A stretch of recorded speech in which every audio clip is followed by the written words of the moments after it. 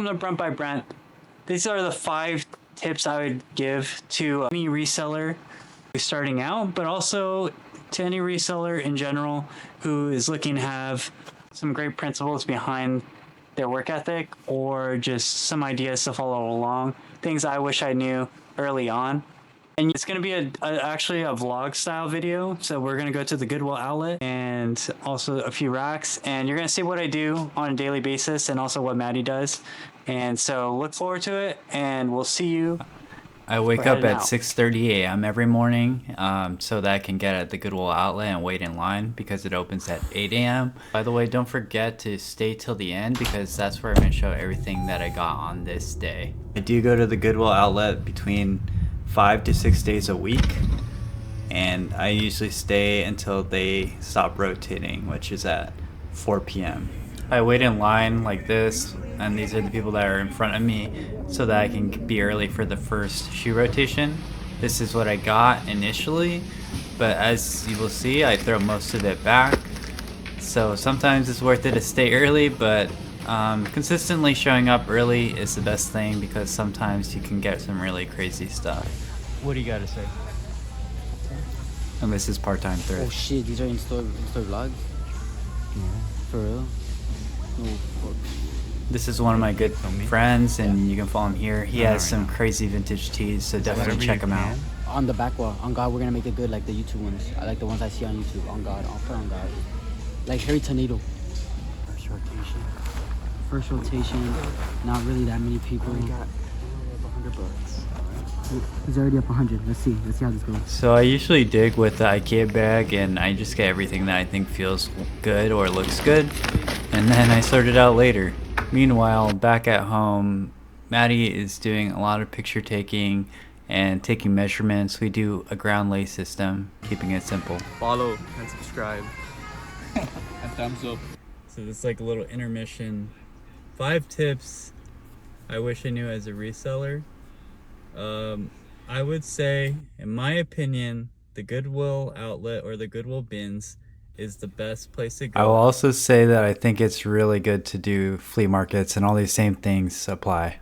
To source your material. If there's not one around you, I still think what is most important is to show up at one thrift store more than others, because there is a sense of community at thrift stores and you can make friends, connections. People will give you stuff, you can buy from people, you can sell to people, and honestly you'll get hooked up sometimes, and it makes the experience much more enjoyable, the process much easier. So I think all things are in line. When you're going to a bunch of different thrift stores and you act like a lone wolf, I think the experience is just much less enjoyable. So that's tip number 1. Goodwill racks that is near the Goodwill outlet right next to me, and sometimes I try to weave in some hauls. You got this merino wool Lululemon. I didn't comp it, but I'm sure it's fine. More of this Todd Snyder. So I picked it up again. Isabel Marant, like wool leggings. These Affliction jeans. Yeah, can't complain about that. Paid about $33 for that. Around this time, Maddie is shipping some items. We have a same-day shipping policy on eBay, but on all our platforms, we try to ship as fast as possible because we really value our customers' time, and we know that people really want their items quickly. We list everything the next day, so that means anything that I get from the previous day is what Maddie lists the following day, and we have that 1-day turnover. Here at our Goodwill outlet, we have to wait in between rounds. Sometimes that can be the hardest part. Okay, number 2. It's kind of a straightforward tip, but I think sometimes you just need to hear it, and it's like, just don't be lazy. And this comes in many aspects. Sometimes it's like waking up earlier, or deciding to wake up later, because honestly, sometimes if you're just there right when it opens, then there's nothing more you can do. But if you wake up 2 hours later, then a bunch of stuff has happened at your thrift store, so you don't really know. Other thing is just only digging through a few racks or a few bins, and not continuing to dig, even though you can continue finding more stuff. People start and stop and don't continue to look for items. The other thing is like not picking up items that you don't know. So if you're too lazy to look up items, you're never going to learn anymore, and you're going to be basically handicapped because you're not willing to learn anything more. So especially when you're starting out, you should look up absolutely everything. There's so much to learn. And even me, like, I still look up so many brands, and I'm always surprised how many more brands there are that I don't know that are really great pickups. And so just continue to do it. I know it's hard to look comps up on eBay or wherever you're looking, but doing these 3 things will make it so that you are the best possible reseller that you can be. What's the tip of the day? How about you? Just pick anything. Just take anything. Can I have it? Don't leave brain dead behind. That's the goal. Don't leave brain dead behind. You heard it here first. Ivy Park. So one of the benefits of being a reseller is that Maddie can take our dog for walks and spend more time with her. She's here now doing listings while we're doing the final rotations at the bins here. This is every single thing that I ended up needing to look through, and this is everything that I got, plus this mystery bag of shirts that I paid $15 for. So you can see the total is around $167. And okay, I got this mystery stay bag. tuned because we'll do the complete haul of everything I got this day later. So I'm finally leaving the Goodwill outlet. Third tip is there are no hard rules on not picking up specific brands. There are certain brands that may not be good a number of times, but you need to know the cases of which brands are not good specifically. I gotta say, you gotta know what the specific item you have is. So for example, well, I'm not gonna say an example, but just because you have something of X brand does not mean that you can't sell X brand. Just because X brand is not good overall, you have to look up specifically the item you have. And this is kind of with rule 2, is to not be lazy and look it up and try to understand what's going on. There's a lot of brands that perform well in certain categories, and then there's also brands that don't perform well in any categories, but a specific item does perform well. And so you need to know which items are good and which items are bad specifically. Okay, we're here waiting for Maddie before we can go to our next stop. We're gonna hit the rocks probably for a little bit. Maddie already had a full day of taking pictures, listing, and shipping. Anyways, tip number 4 is this: know your keywords, because your keywords are almost everything when it comes to listing items online and getting the visibility on the items that you need. So it's like if you have something that's vintage, for example, like Levi's. Hello. And you just listed it as Levi's, that would make absolutely no sense, because the people who are looking for vintage Levi's would not have the visibility to see that you have a vintage Levi's. You know, there would be people trying to snipe your item because they'd be like, oh my gosh, this guy doesn't know he has vintage Levi's, and it's just like a normal Levi's listing, which I think a lot of people do. So if you're in the sniping game, I guess you can do that. But knowing the exact keywords such as whimsy, goth, you know, what do you have to say about this? What are we talking about? Keywords. Keywords?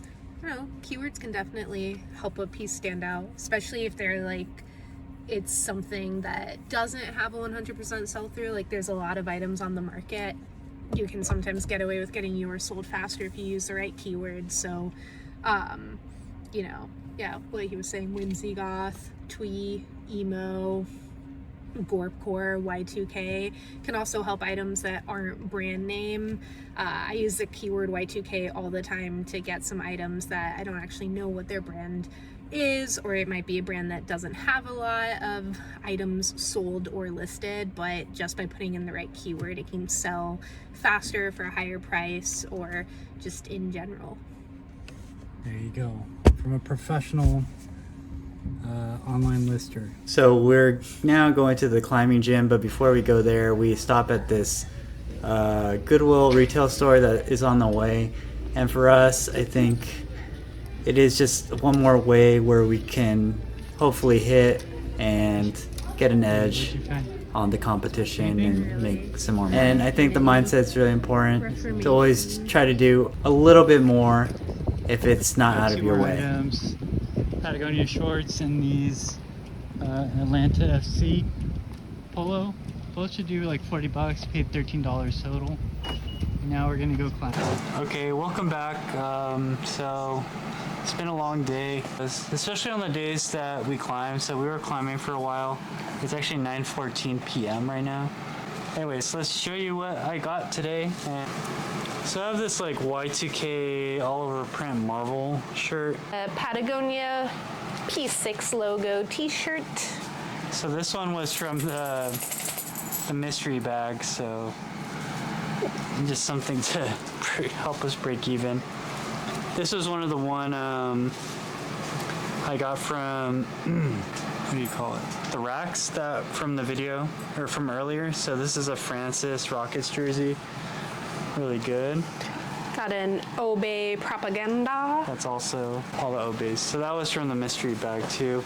This one is like a new tag. I'm not really familiar with this. It's a Betts. It says engineered. And it's also like an older one, I think. So it doesn't have like that inner label that these I think are supposed to have. So I'm not really sure. It says authentic and the 40. So I think this goes for a lot of money if it truly is authentic. It has the tags and everything. Next we have an Isabel Marant wool leggings. Nice little tiny size. That one's also from the racks. The racks. And then this one is a Bellinger Flex Base jersey. Next up, this is also from the racks. This is an Atlanta United FC MLS jersey. I was telling Brent earlier, now's a really good time to be picking up anything soccer themed because of all the tournaments going on right now. This is NFL golf. I didn't actually mean to get this, but I did, so I guess whatever. Go Rams. Patagonia shorts. Man, shirt from the racks. This is 2XL. Yeah, it still has the original tag on it too, which is really cool. Adika Ain't a Saint cropped tee.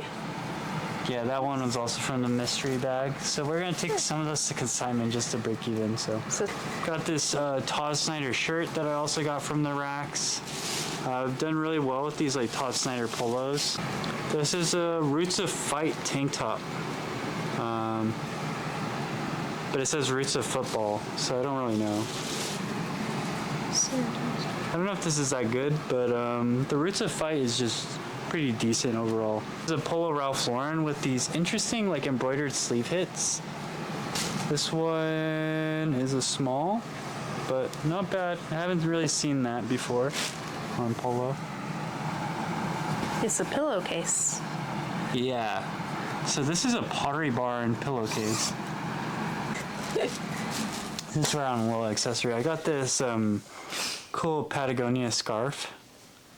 I don't have a Patagonia scarf, so something to add to the collection. It's a little older. So this is a Nike SB like color panel, kind of vintage Y2K one, or like a little bit older Y2K. We like the Nike SB, like on all categories. Here we have a vintage Xbox 360 t-shirt with the logo That's on probably there. the best shirt I did end up getting from that mystery bag. Only one that's really going to keep me afloat. Polo Ralph Lauren Polo Bear pocket tee. It's actually my first time getting Yeezy Gap. This is like a shirt, but it's like so heavy. It's like crazy heavy. Like, feel this thing. Like, wow. I thought it was a hoodie, Shoot. but this thing is like a crazy GSM, I don't know, 600 GSM shirt. I'm not really sure. I thought it was a hoodie actually, or a sweater. Interesting. This is cool. It's a vintage polo, but it looks like it has this crazy, I think this is a praying mantis and some like jellyfish. It's a really cool design on the front. Yeah. It's awesome. Next I got this Aviator Nation extra small t-shirt. It was so funny because I actually found this one like just redigging randomly, and yeah. Next we have a vintage UC Davis hoodie. Not much to say about this. We like getting our college sweatshirts, especially if they're vintage. So I did actually get a Dodgers jersey from the bins too. Here we have a Wilfred Free, like Aritzia brand, wool oversized sweater. This Black Mamba Bryant UNK collab. Next we have an Alex Mill chunky knit cardigan. These are great. Alex Mill is really good for these chunky cardigans. Next got this Lee Sport New York Rangers. I don't know what this is. It's like a 1950s, 60s t-shirt. All right. Really Kenley. Got a vintage, true vintage t-shirt. This is really kind of interesting. I don't know. Just a cool shirt. Next, this is a Market Grateful Dead hoodie. I typically pass on this brand. You know, it's a cool design like this. This is a Grateful Dead one, so it's definitely easier to sell. Next we have a Lululemon 100% wool cardigan. This one I got the racks too. Nice. It does have a couple holes in it, but I don't think that'll be an issue. Like right there, right there. Yeah. I don't know. Maybe we'll patch it up. Yeah, we'll figure that out. Got Disneyland Spirit jersey, but it's a hoodie version. Next, another Todd Snyder polo, also from the racks. Like we said, we love our Todd Snyder. This is a quarter zip ribbed polo sweater.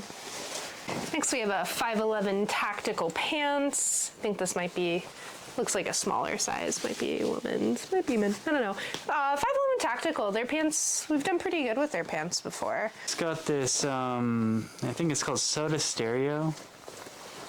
It was done at March 3rd on the forum, but I don't know what year, so hopefully this is pretty decent. Another 511 tactical. Seen a lot of, but this is actually Big Bud Press shirt. Extra small. Nice. Next we have a New Tags Carhartt original fit hoodie with the sleeve hit. Yeah, always happy to pick up Carhartt. And then we got this Carhartt like shirt, jacket, shacket. Nice fade on it. Next we have a Young LA, definitely been kind of like cropped and amended t-shirt into a tank, but guys, Young LA, we've had such success with this brand. It's just that good that we take the chops. So yeah, we got this Antisocial Social Club. Got a Famous Stars and Stripe t-shirt. Is this vintage? Yeah, it's an old one. Vintage. I used to really like this brand. That one actually is reserved because some kid I know is going to trade me an off-white shirt for that one, so we'll take that trade. Next, got this Death Cap for Cutie, like little baby shirt. Next, a pair of Prana jeans, pants, kind of utility pants, carpenter pants. Also like picking up Prana. It's a good outdoorsy brand. Just another like Patagonia t-shirt. These do a lot better during the summer. Is this vintage? Yeah. Next we have a vintage, is this Angels? Yeah. Yeah, Angels. I think this might be wool, kind of bomber Wool, varsity jacket. leather, starter. This is really nice. Starter jacket. These beautiful Affliction Cooper Relaxed boot. Yeah, with these crosses on it. Got this one from the racks too. So pretty good day for me on the racks. I don't usually hit them like that, but I might consider weaving in because there are racks right next to where the Goodwill outlet is for me, so I can weave in sometimes. But yeah, this is a great pickup. We got this vintage Fruit of the Loom, probably from the 90s, Bo Don't Know Hockey single stitch t-shirt. Has to do with Bo Jackson, I'm pretty sure. So this bag, I think I'm gonna have to clean it up, but this bag, I don't even really know much about this brand, but I looked up the comps. It's this brand called La Fleur Paris, and these have over 100% sell-through rate and sell for like big money as well. So Next we have an Ivy Park beanie. I think this might be just Ivy Park. Yeah, so. and then we have this Viva La Bam beanie, which I think is gonna do really well. So these are, I want these ones in a coin flip to some poor girl who never probably been to the bins. But yeah, these are some Durango boots. Kind of have a nice distress to them. But yeah, these should do really well for us. Sorry, I didn't notice there were still more hats. We've got this Gurin Bros, kind of like Y2K style hat. I didn't look up that hat, so we'll have to see. And then we got these Realtree hats, which have been pretty solid for us. I haven't really been listing these. We take them to consignment stores, but I think I'm gonna start listing these now. So I think they do fine. All right, so back to the shoes. So I got these P448 shoes. This is a brand that retails for extreme amount, but has a really bad sell-through rate. It's really difficult for us to sell it. But since the retail stores do like it, we take these to consignment store. Next we have a pair of Vivo Barefoots. Really like these. You know, they comp well, and sometimes they sell like really, really fast. So it's a really good brand. We both have some for ourselves as well. Those ones are good too. They're like the trail running ones. So this is this brand that I've recently learned about called Piccolinos. Or that's what it's called, right? Piccolinos. Yeah, this brand has a great sell-through rate, so just picking it up. These are like some gladiator style sandals, great for this time of year, and honestly would pick it up anyways. Next up we have a New Balance. Trying to see what type it is, but it is made in the USA, which these, oh, New Balance 990s, made in USA, triple black. These are gonna comp well. Next, this is some shoes new to me, but they're called Ours Is Yours. And they're skateboarding shoes, so yeah, just really like skateboarding shoes because honestly guys, if you know about skateboarders, they need new shoes all the time, so these ones do decently. I saw like around $50. Lastly, we have these Georgia boot work boots, kind of have the, do they call this mock toe style? No, No. mock toe is this. Never mind, not mock toe, but still, this It's kind of got like, that work boot style though. yeah. Nice. Don't know this brand though. Okay, so I'm gonna say, so what's the last tip? This is tip number 5. Yeah. Tip number 5, I think would be just to trust your gut in kind of the full process. Like when you're sourcing, if there's something that maybe it doesn't have a crazy like amount listed or crazy sell through, but you just see it and you're like, I think this is gonna do really good. We had a pair of pants that we found. What? Oh. We had a pair of pants that we found yesterday, these lip service leather pants that there weren't really a lot of comps out there for, and we didn't really debated getting it. We ended up just going for it. And when I was listing it today, there really wasn't a lot out there, but my gut was telling me like, you know, put this for a higher price. I think this is gonna do really well.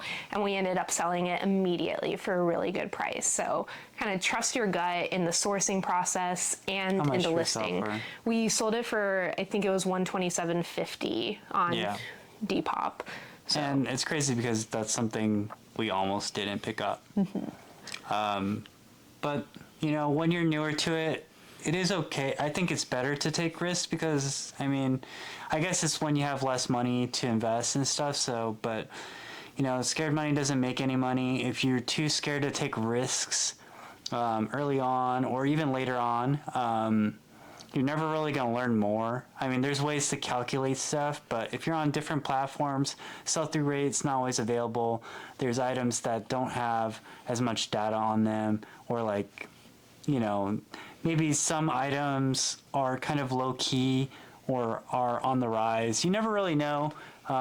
There should be certain brands that only you know, and that really is going to give you an edge over the competition, because when it comes down to reselling, you can resell anything, and it really just comes down to if you're going to take a risk on selling something that no one knows, or are you going to only be selling what everyone is selling, and then you're going to have huge competition, and it's going to be just much more difficult. Us personally, we rather sell things other people aren't selling. We don't really care. We'll sell anything. Our egos are not involved when it comes to selling, and I know a lot of people's are. They only want to sell things that they like, but for us, we'll take risks and we'll continue to sell different things. True. Anyways, usually I would have to clean some more shoes, so our day wouldn't really necessarily be done. But yeah, most of these are leather shoes, so like maybe I will scrub it. I'm not sure yet. But that's basically it for us today. Typically it's not as long as this, but sometimes these days are long, so if people tell you reselling is super easy and it's not a lot of work, it's not true. But yeah, so we do put in a lot of work, and the more work you put in, the more money you're gonna make. That's just how it goes. The smarter you are with your time too, definitely makes a big difference. Sometimes, you know, you could be doing too much. But anyways, thank you so much if you like this video. Please let us know. We're trying to switch it up a little bit. I'm not gonna have a weekly recap video this week. But I think next week we probably will do that. And give us ideas for anything else you want to see. And thank you so much for your support and watching, and we will see you on the next one.